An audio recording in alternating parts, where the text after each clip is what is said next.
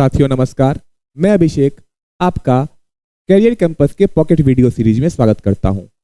आज की ये पॉकेट वीडियो हमारा एयरफोर्स के मैथ्स के सेट्स पर आधारित है। उम्मीद करता हूं आप अच्छे होंगे और आपकी तैयारी सही से चल रही होगी। इस वीडियो सीरीज में हम एयरफोर्स का जो अर्थमेटिक का कुछ बेहतरीन क्वेश्चन है उसको हम लोग करेंगे।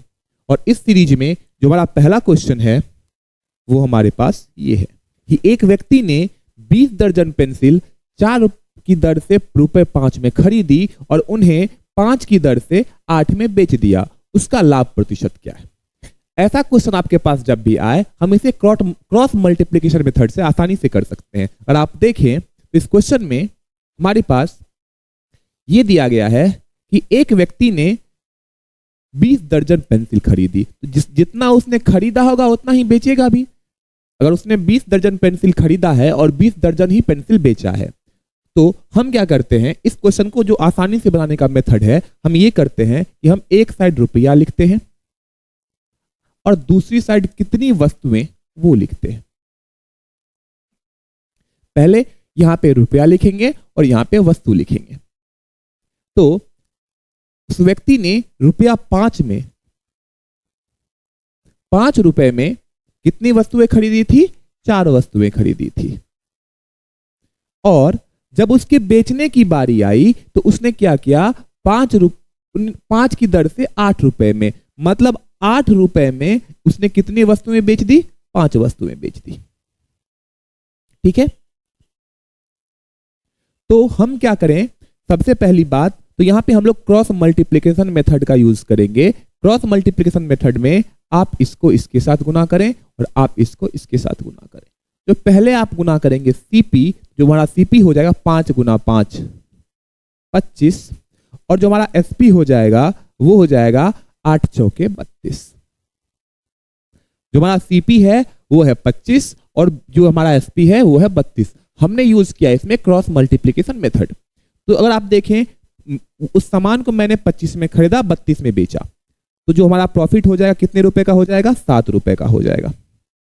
हमें लाभ परसेंट निकालना है, तो कितना पे लाभ परसेंट निकालने के लिए 7 सीपी जो वो नीचे रहता है और हम 100 से गुना करते हैं, तो 25 चौके 100, 7 चौके 28%। हमारा जो लाभ प्रतिशत हो जाएगा वो हो जाएगा 28%, जो कि ऑप्शन नंबर डी में है।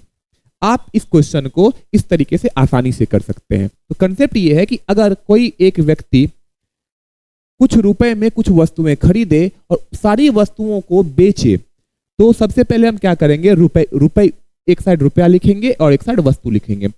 लेफ्ट साइड में हम लोग रुपया लिखेंगे और राइट साइड में वस्तु लिखेंगे। तो उसने 5 रुपए में 4 वस्तुएं खरीदी थी, 8 रुपए में 5 वस्तुएं बेच दी। यहां से हम पहले क्रॉस मल्टीप्लिकेशन करेंगे, 5 गुना 5, तो सीपी हो गया 25 और जो हमारा एसपी 8 चौके 32। तो इस क्वेश्चन का जो उत्तर हो गया वो हो गया हमारा 28। उम्मीद है कि आप इस मेथड को सीख पाए होंगे। हम बढ़ते हैं अगले मेथड की ओर। पहले क्वेश्चन की ओर चलते हैं। जो हमारा अगला क्वेश्चन है वो ये है, यदि 25, 22, 21, x+6, x+4, 9 और 8 और 6 ये अवरोही क्रम में सजाया गया है और इसकी जो माध्यिका है वो है 16। माध्यिका जो है हमारे पास, इसकी जो माध्यिका है मतलब मीडियन जो है हमारा वो है 16।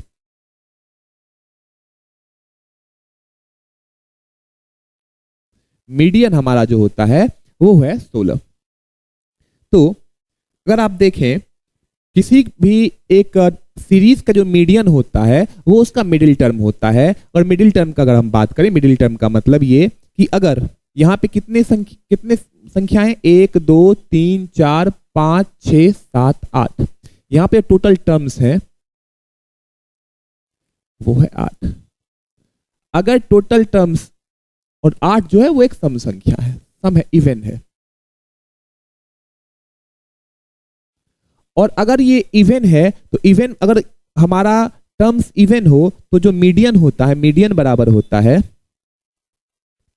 ये होता है हमारा मीडियन। जैसे कि यहाँ पे हमारा जो 8 टर्म है, तो 8 टर्म में हम एग्जैक्ट बीच में नहीं निकाल सकते, तो सकते हैं तो जो हमारा 8/2 चौथा टर्म, 1 2 3 4, ये चौथा टर्म जो हमारा है वो क्या है? n/2 x+6। फिर इसका अगला टर्म x+4, और अगर इसे हम बाय 2 कर दे तो हमारा मीडियन निकल जाएगा। तो हमारा मीडियन दिया कितना है 16। अगर आप इसे क्रॉस मल्टीप्लीकेशन करें तो 16 दूना 32, यहां से आपका हो गया 2x + 10 = 32। ये 10 इधर जोड़ में इधर चला जाएगा, घट जाएगा, तो 32 में से 10 चला गया 22, तो 2 और 2x बराबर 22 हो जाएगा हमारा, तो x बराबर हो जाएगा 11, जो कि हमारे इस क्वेश्चन का ऑप्शन नंबर सी है। अगर आप इसे देखें, अगर हमारे पास यहाँ पे कितने टर्म्स थे, 8 टर्म, 1 2 3 4 5 6 7 8। अगर 8 टर्म्स है तो पहले हम 8, जो हमारा मीडियन होगा वो होगा n/2 टर्म, मतलब जो 8 को आप 2 से भाग दीजिए, चौथा टर्म, तो 1 2 3 4, चौथा टर्म है हमारा कौन सा, जो चौथा टर्म है हमारा वो हमारे पास है x+6, और फिर उसका अगला टर्म, तो अगला जो टर्म है वो है x+4, तो +x+4 आप 2 से भाग दे दीजिए, यही हमारा मीडियन होगा। अगर नंबर ऑफ टर्म जो है वो, अगर नंबर ऑफ टर्म विषम हो, अगर नंबर ऑफ टर्म विषम हो, अगर नंबर ऑफ टर्म्स जो है वो विषम है, तो जो माध्यिका होती है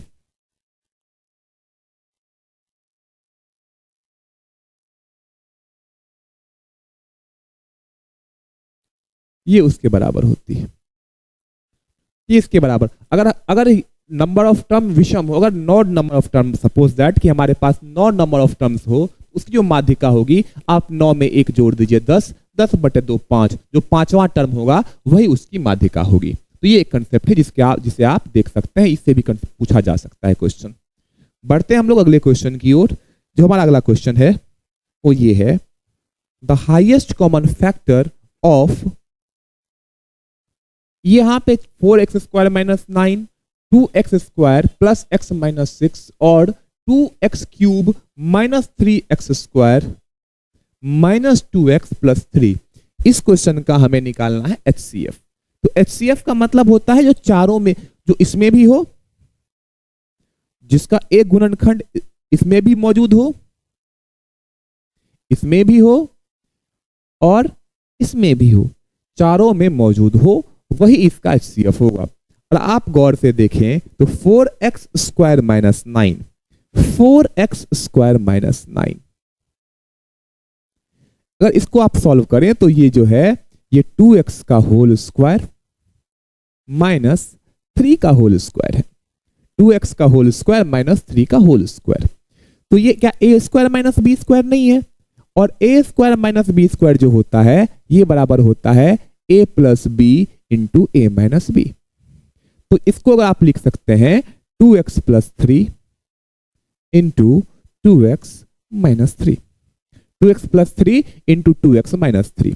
तो इसके दो गुणनखंड है, एक गुणनखंड 2x + 3 और एक गुणनखंड 2x - 3। अब जो आपको अगर HCF निकालना है तो HCF इसमें भी मौजूद होगा, इसमें भी होगा, इसमें भी होगा और इसमें भी, सभी में मौजूद होगा। तो इस क्वेश्चन के हिसाब से अगर आप देखें तो हमारे पास जो ऑप्शन में है वो 2x + 3 तो है नहीं, 2x - 3 है, तो यही हमारा उत्तर हो जाएगा। क्योंकि इस क्वेश्चन का इसका जो फैक्टर है, 2 ही फैक्टर है, एक 2x + 3, एक 2x - 3, तो सभी में मौजूद होना चाहिए। इसमें जो मौजूद है ऑप्शन के हिसाब से वो 2x - 3 है, और यही इस क्वेश्चन का उत्तर है 2x - 3। ये इस क्वेश्चन को करने का एक स्मार्ट तरीका है, स्मार्ट वर्क है, स्मार्ट अप्रोच है कि आप कैसे क्वेश्चन को सॉल्व करते हैं। वरना आप क्या करिएगा, पहले इसका गुणनखंड निकालिएगा, फिर इसका भी निकालिएगा और इसका भी निकालिएगा, तब जाके कंपेयर करिएगा। मैंने क्या किया कि मैंने सिर्फ इसका गुणनखंड निकाला और ऑप्शन चेक किया, ऑप्शन में 2x - 3 ही केवल था और यही इसका उत्तर है। यही पे ये क्वेश्चन खत्म हो जाता है। आप इस तरीके से अपना समय और दिमाग दोनों बचा सकते हैं, जो भारी क्वेश्चंस में आप यूज कर सकते हैं। बढ़ते हैं हम लोग अगले क्वेश्चन की ओर। जो हमारा अगला क्वेश्चन है इस वीडियो का, लगातार 2 वर्षों में मेरी आय का अनुपात 2:3 है। मेरा जो इनकम है, मेरी जो इनकम है, जो मेरे इनकम का रेशियो दिया गया था पहला साल और दूसरा साल का, वो दिया गया था 2:3, और जो एक्सपेंस का रेशियो दिया गया था हमारा पहले साल का और दूसरे साल का वो दिया गया था 5:9।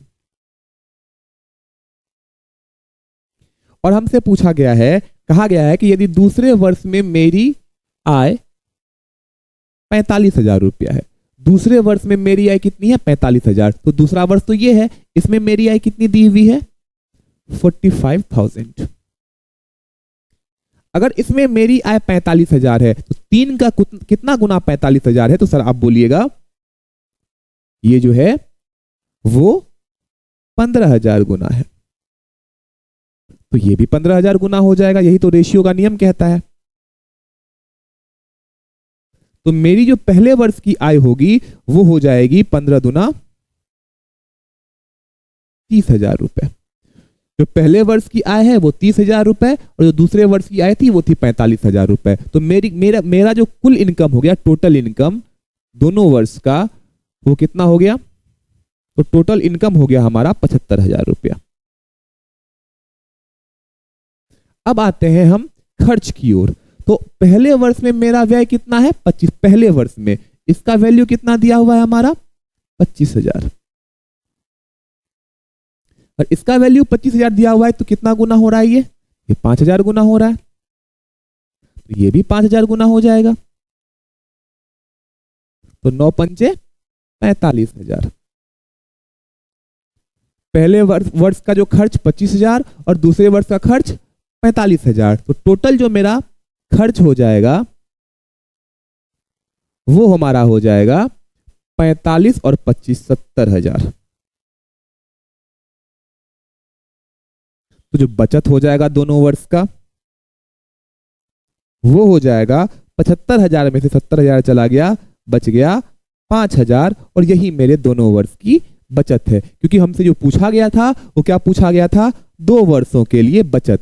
तो मैंने क्या किया, मैंने दोनों वर्षों का जो है पहले इनकम निकाला। तो पहले वर्ष का इनकम 30,000 और दूसरे वर्ष का इनकम 45,000, तो 30,000 प्लस 45,000 बराबर 75,000।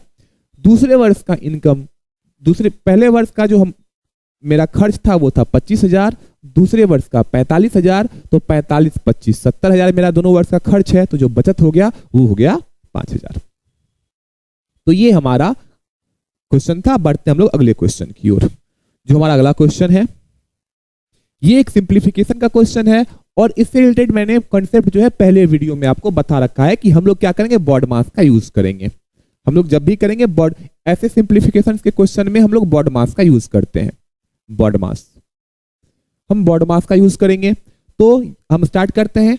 सबसे पहले अगर आप देखें तो यहां पे 72/9, तो 72/9 ये 8 हो जाएगा,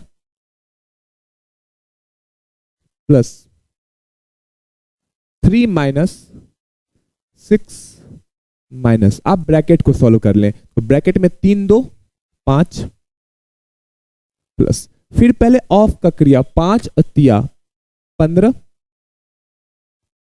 माइनस, यहां पे आप देखें पहले गुना करेंगे 5 दूना 10, 5 दूना 10, 10 1 11, 11 में से 2 गया, बच गया 9। तो ऊपर में हमारा ये हो गया।